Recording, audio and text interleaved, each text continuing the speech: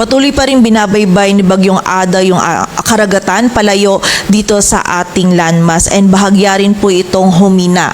Huling namataan yung sentro nito sa like 205 kilometers northeast ng Virac, Catanduanes. Taglay na nito yung ngayon yung lakas ng hangin na 65 kilometers per hour malapit sa sentro at pagbugso na umaabot sa 80 kilometers per hour. Ito'y kumikilos pa northeastward ng mabagal and may kita pa rin natin dito sa ating satellite animation na hagip pa rin po nung outer rain bands or nung mga kaulapan na dala nito ni Bagyong Ada.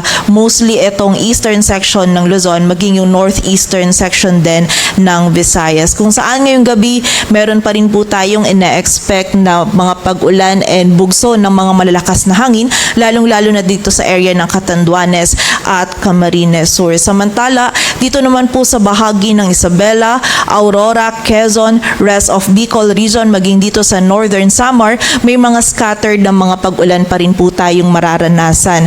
Though less na po yung mga pag-ulan dito sa mga areas na ito, posible pa rin yung mga light to moderate at kung minsan ay mga pabugso pa din ng mga malalakas po na pag-ulan na dala ni Bagyong Ada. Kaya naman doble ingat pa rin para sa ating mga kababayan. And bukod po dito kay Bagyong Ada, ang northeast monsoon o amihan naman ay nakaapekto pa rin dito sa malaking bahagi ng Northern Luzon. Magiging maulap pa rin po yung kalangitan.